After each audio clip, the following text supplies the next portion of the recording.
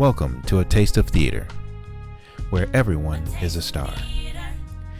This is the place where playwrights from around the country will come to showcase one scene of their play. Today's star is shining bright on playwright Lynne Parrott of Chicago, Illinois. We will see clips of her play, Heart's Desire. And now, let's welcome our host, Victor Gulley.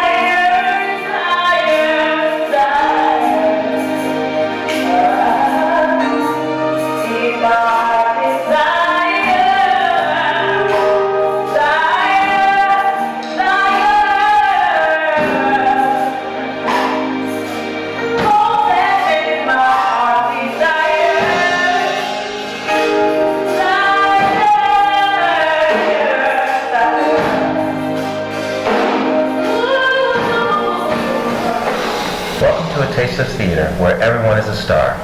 Today's spotlight is shining bright on Lynne Parrott. And we'll be watching clips of her play, Heart's Desire. So Lynne, tell us about this production. Heart's Desire, wow. Heart's Desire is a stage play that I wrote. Actually, I wrote it as a short film to enter into the American Black Film Festival in 2006. We had so much in this story because it's a love story. We have so much going on into it that we wanted to, my production team at the time wanted to expand it and make it a stage play. So we did that. We brought in Cat and Jones and Dana Divine, and we were over with the AOC doing this Christian love story. And in pre-production and production time, one of our closest friends lost her sister to domestic violence. And so since we had slated to do the production in October anyway, and it was the month of domestic violence awareness in Chicago, it is at least, we felt that we wanted to pay homage or, tribute to her sister. So we added a scene where there was some domestic violence. A couple years after that, I lost my own daughter to domestic violence. And so, it happened a day I had just done auditions for this play again. So I started doing this play again, getting ready for it. And I had to stop because I lost my daughter and I was just totally shook up. After that, I call this ministry, the misery part, how they say your misery is your ministry. So through the pain, I never stopped writing, because I've been writing since I was little bitty somebody. And so I never stopped writing, but I found myself doing more safe events. I would stage manage other people's events, or I would write stuff and let other people work it and just kind of fall through it, you know. And I wanted to, this is my 5th year for losing my daughter, and to me that's my little Pentecost. And I wanted to, this fog just got lifted off of me. So I rewrote Heart's Desire, but it is still a love story, but it's more focused on, it mirrors what has been going on in my life. So the story is based on a Dr. Will Montgomery, played by Malcolm Banks, and he loses his sister to domestic violence, and he stops everything just out of guilt, and he falls into a depression, and he separates himself from the love of his life, Kia, and his daughter Jasmine. Kia is played by phenomenal singer Debbie Spencer, and Jasmine is played by one of my grandchildren. Honey, when you gotta do like Joe Jackson and you. So he has separated himself, but in the midst of his years that went by, he realizes that, you know what, I want back what I had. I want my Heart's Desire. So the play is about his pursuit of the love of his life. And in the midst of it, because there's domestic violence awareness, there's a sub-story of his clients, because what he does now is he's a doctor that works with women that are in domestic violence situations. Wow. And so one of his clients, played by Shannon Harris, gospel artist, oh my God, love, she's so sweet, is abused by her boyfriend, Steve, played by Shield, spoken word artist. And it just plot thickens, it's love, it's abuse, it comes together, it's good. So, Lynne, we were talking about Heart's Desire. Okay. Can you tell me, is this your first play, or how many plays have you written? Oh, wow, you would ask me that. Yeah, I think I have penned, okay, I've performed, I've done like 13. But again, I was at Salem with their youth department, and I was with the drama team, so I used to write for the youth department. So if we want to count the ones that have written by Lynne Parrott, it's probably close to 40. Wow. Yeah. That's wonderful. I do a lot of writing. I'm noticing.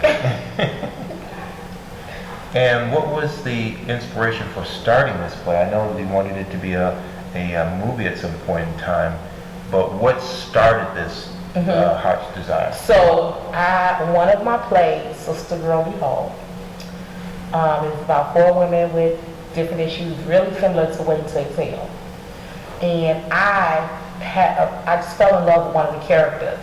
Like her whole life was just, and it actually turned out to be this character that I changed her name. Because when I pull a character out of a play or a story I'm writing, and I want to continue on, I don't do it like a sequel of, but I may take that story. I have to change the name because then I can be free to play with it. If I've done a play and then I've cast it, and a lot of times I use the actual actors as my muse when I'm writing, but say I want to make it open. I have to change the name. I'm different.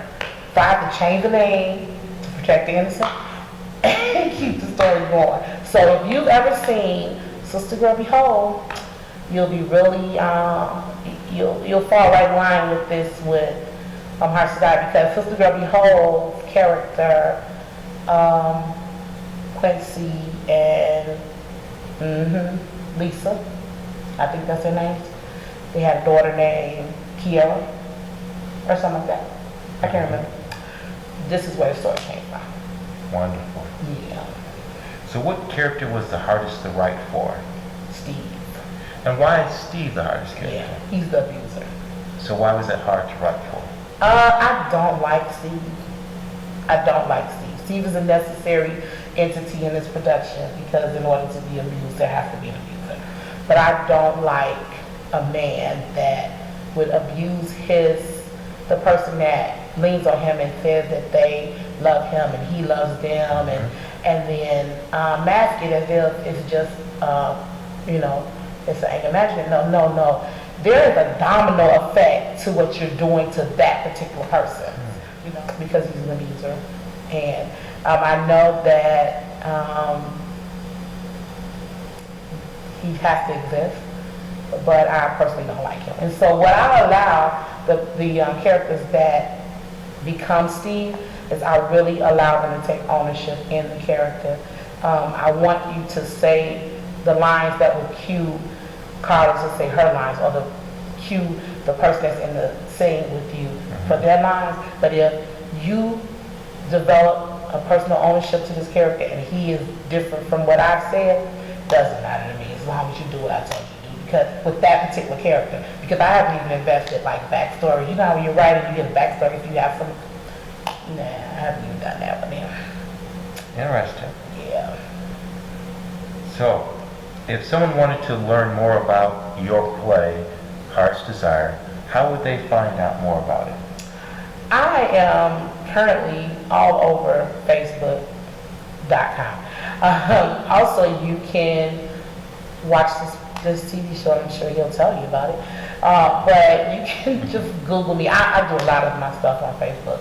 I have a lot of people following me, Twitter and Instagram, and so you can find out. Or you could just come to the play. I love this theater, and I really want to be here a lot. I mean, I've said I love Carver Academy, and I plan on doing this again June, July, and August, if possible. Oh, wonderful. Yeah. But if people wanted to find you, it looks like they would go to Facebook.com Facebook. and then type in Lynne Parrott. Yep, or Heart's Desire. Or Heart's Desire. Yeah, there should be a page up very soon. Okay, For Heart's and Desire. Lynne is LYNNPARROT. LYNNEPARROTT. Ah, Very good. why, thank you. Oh, wow. Anytime. And in addition to that, what is it that you want people to walk away with after seeing this play? Yeah. I really want you to walk away with, I want you first to be aware of the challenges that a woman in domestic violence goes through. I want you also to be aware of the challenges that the actual abuser goes through. But not only that, I want you to know that there are domino effects to family members that are involved in it. And I want you to know that God answers every prayer, and that if you petition to Him your heart's desire, He'll grant it to you. He will grant it to you, so just hold on. Yep. Wow. So, what is it, the one thing that you want the audience to know about Lynne Parrott? That I'm really a size 6. No, oh Lord, I can't do that one. No, I want you to know that Lynn is, as my kids say, I like to keep it 100. My plays are, I listen to a lot of people. If I'm sitting in a area with you and I'm not saying anything, some of the lines that you say may end up in my play while I'm people watching. But I want to keep it real. I keep my plays current. If you're loved, you're going to be loved on the stage. If you get hit, you're going to get hit on the stage. We eat real food on the stage. That's in all my writers. We eat real food. I keep it real. You're going to leave any production I do, you're going to be edified, entertained, and encouraged at all times. Lynn is just that type of person. But I really was going to be a stand-up comedian. You think I could be a stand-up comedian? I think you have the traits. But I get so shy on the stage, though. If you say so. I think she's doing pretty good at this moment. Yeah, I'm okay. Now, how did you find some of the cast members? Because you've mentioned a few, like Shannon Harris, who's an amazing gospel artist, and the poet, Chill. How do you go about finding some of your cast members? You know, someone said to me, an actress told me one time, you must have to be on some special VIP list to be in a Lynne Parrott play. And that actually may be true. I don't know whether this exists. But what I will hold a huge audition. I'll hold them and cast the right person, or I'll just recycle people that I know can handle the job. And a lot of them have been recycled. I actually heard some music that Shannon did and met her when I was stage managing another production, and I got a chance to meet her in a radio interview. And because I loved her music and I wanted to use her music, I figured I'd do two with one, and saw her in another play for another actor. Thought she was phenomenal. So that's how that happened. And Chill actually did a piece for me. I was working with John Ruffin. He did some stuff with John Ruffin. And then when I did another production, he opened for me one time. And so he just kept the lines of communication open. The same thing with Debbie. Debbie actually, I booked her for one of my first plays after I lost my daughter, and she was singing. She was actually the music director, and she just attached herself, and it's been phenomenal since. Just working with her, mentoring her, pouring into her has been phenomenal. You guys will see her voice is like a bird. God has really anointed her voice, but and Malcolm came from word of mouth. So pretty much if I have friends that I know that are out there and they'll recommend people, and then I get them in, and if they can do half of the stuff that I want in that character, and they are spongeable, I can sponge and feed into them, I'll work with you. Amazing. Yeah. So what is, since you've been doing this for a while, what is that one thing that you would like to pass on to the generation coming on up behind us, so they can end up in the same chair that you're in? You always have to remember to be humble. You have to stay humble. I don't care how big you get. I don't care what goes on in your life. You have to stay humble. You have to be able to do the give back. You have to, because in order for you to rise, somebody has to move over, right? So they have to pull you up. You have to be willing to do that, and we have to work together. Keep it real. Be honest. Be on time to your productions. Hello. Don't get big-headed, and just keep it real. Just keep it real. It's, this industry, there are so many. I tell people all the time, actors are like stars. They fall right by. You can pull an actor out the sky in a minute and replace somebody else. Don't ever get big-headed, because you can get replaced. But be humble, know your craft, know what you are. You can be humble but not cocky, and oh my God, be what the director wants you to be, and you'll make it, But you gotta remember, it's a bunch of them up there trying to do what you're trying to do, so you always gotta be on your game. You always gotta, and integrity. Whew. That's a big one. You say you're going to do something, you do it. You know what I'm saying? Integrity is just, yeah. So, that's where I am. That is wonderful. That was a lot of good lessons in that short time. That was. And the next time, I'm going to charge y'all for that. Put the book. So, it looks as though the plays that I've seen of yours, you mostly focus on domestic violence. So is that like a theme that will be woven into most of your plays?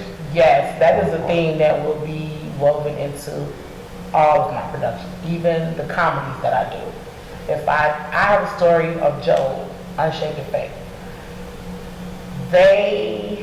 Joe and his new, he does get a new woman after the other woman leaves. They see his ex-wife at his annual domestic violence fundraiser.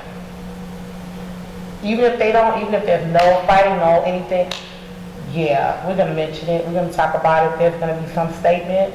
I always have someone, a table out with announcements on information about domestic violence, yes. So we'd like to thank Lynne Parrott coming into A Taste of Theater. As we always say, A Taste of Theater, Where everyone is a star. including you.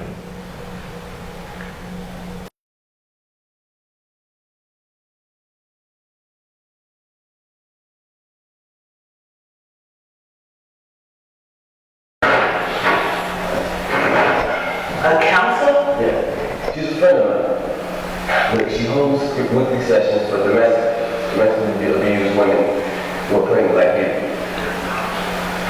What are you talking about? Let me just be clear. You look to me like a woman who's being physically abused at home. Right? Now, as your doctor, I'm very concerned. Let me say this. If he's willing to hit you while you're carrying this child, that's not enough.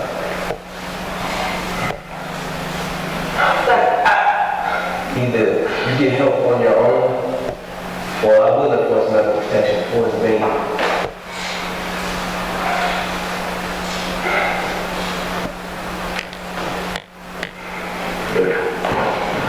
I'm gonna go ahead and step out. I'm gonna let you get changed. I'll bring the nurse in with your prescription. I want you to think about what I said and give her a call today. Okay? Doc? Yes.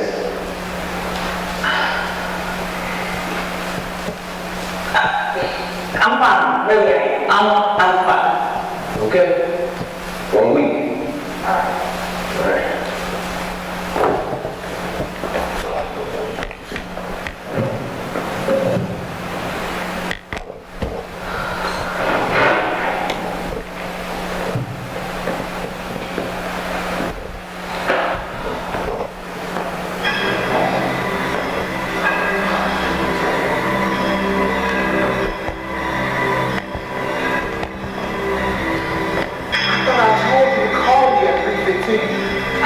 I was being seen by the doctor. How many times do I have to tell you? When I say check in, I mean it. I was worried about you. Baby, I'm sorry, but I was being seen by the doctor and I couldn't call you. This is weird. This is weird. The taste in your mouth. Baby, I feel Who are you talking to, huh? Who you are? Look, I'm a grown man. I do what I want when I want. Do you understand me? Get your hands off me. I don't got no thing. Get your hands off me. Look at what you did.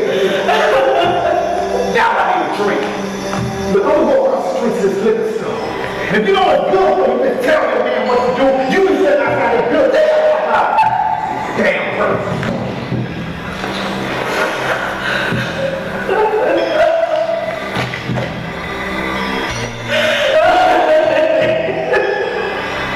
This is all I wanted when I came in here. Would you clean yourself up? You don't want to die like this, do you?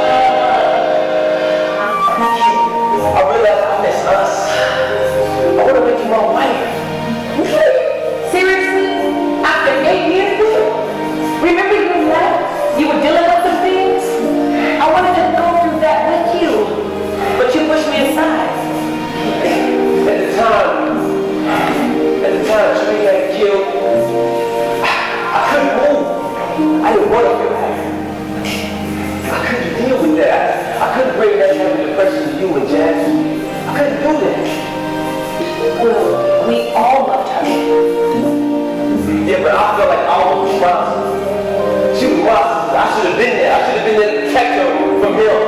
Instead, I was doing my thing in residence. There was nothing you could have done. You know that. I know. But at the time, I went through a depression. I